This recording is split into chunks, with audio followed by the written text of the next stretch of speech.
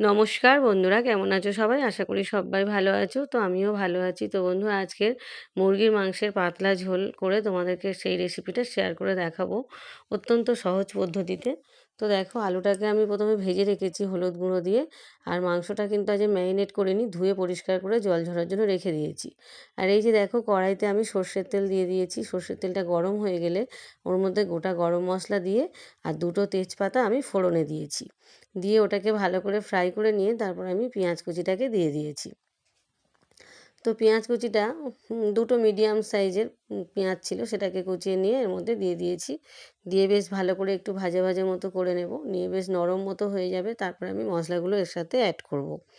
তো বন্ধুরা দেখো, আমার এর মধ্যে ধনে গুঁড়ো লাগছে, জিরে গুঁড়ো লাগছে, হলুদ গুঁড়ো, শুকনো লঙ্কার গুঁড়ো, এগুলো সব লাগছে। আর আলুটাকে তো আমি ভেজে তুলে নিয়েছি আগে। আর দুটো মিডিয়াম সাইজের টমেটো আমি কুচিয়ে নেব। আর এই যে দেখো, বাটা মশলাটাও করে নিয়েছি। তো দেখো, রসুন 50 গ্রাম মতো, আর আদা 50 গ্রাম, আর হচ্ছে কয়েকটা 5টা 6টা মতো কাঁচা লঙ্কা, এগুলো আমি মিক্সিতে পেস্ট করে নিয়েছি। নিয়ে এবার দেখো, এই যে পেঁয়াজটা কিন্তু বেশ নরম মতো হয়ে গিয়েছে।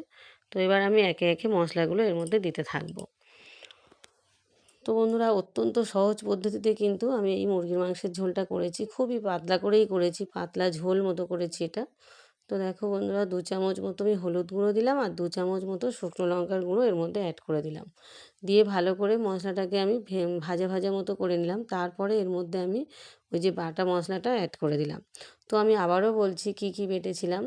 আমি রসুন নিয়েছিলাম 50 গ্রাম, আর আদা নিয়েছিলাম 50 গ্রাম, আর হচ্ছে 5টা 6টা মতো মানে ওই সবুজ কাঁচা লঙ্কা নিয়েছিলাম। তো কাঁচা লঙ্কা নিয়ে এই যে ভালো করে পেস্ট করে নিয়ে আমি এর মধ্যে দিয়ে দিলাম। দিয়ে ভালো করে আমি মশলাটাকে কষাতে থাকবো। তো কিছুটা সময় নিয়ে কিন্তু আমি মশলাটাকে কষাবো, যতক্ষণ না মশলার কাঁচা গন্ধগুলো চলে যায় ততক্ষণ ধরে কিন্তু মশলাটাকে আমি কষিয়ে যাব। তারপর আমি একে একে অন্য সব মশলাগুলো এর মধ্যে অ্যাড করতে থাকবো। তো প্রথমে দিলাম 1 চামচ জিরের গুঁড়ো। তো এরপরে দেবো 1 চামচ ধনিয়া গুঁড়ো। তো এইভাবে ভালো করে কষাতে কষাতে তারপর আমি যে ধুয়ে রেখেছিলাম যে চিকেনটা, সেটা আমি এর মধ্যে অ্যাড করে দেব।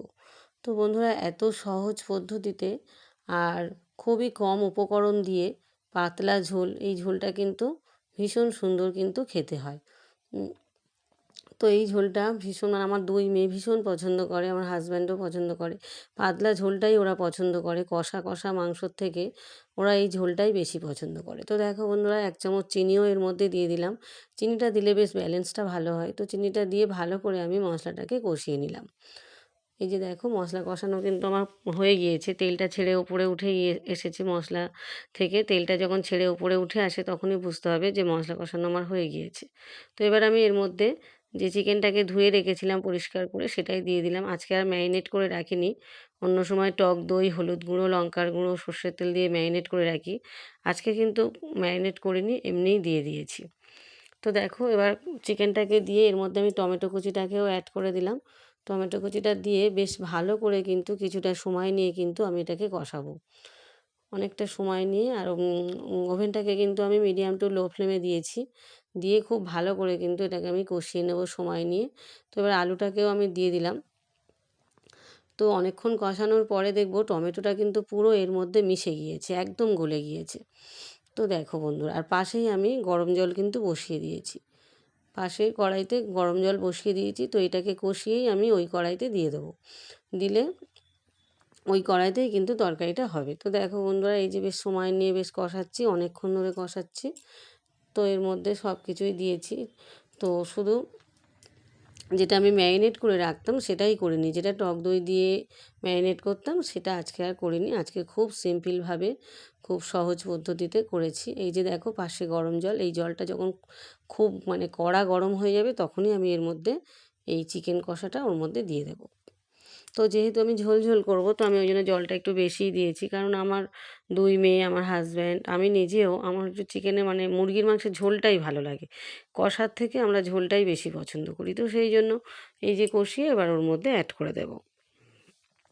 কিছুটা সময় নিয়ে কিন্তু কষিয়েছি বন্ধুরা। দেখো এবার জলটা কেমন পরিমাণ আমি দিয়েছি, যেহেতু আমরা একটু ঝোল ঝোল খাবো তো আমি জলের পরিমাণটা একটু বেশি দিয়েছি। তোমরা চাইলে একটু কষা কষা করে মাখো মাখো করে করতে পারো, জলের পরিমাণটা একটু কমিয়ে কমিয়ে দেবে। তোমরা যদি মাখো মাখো খেতে চাও জলের পরিমাণটা অনেকটাই কমিয়ে দেবে।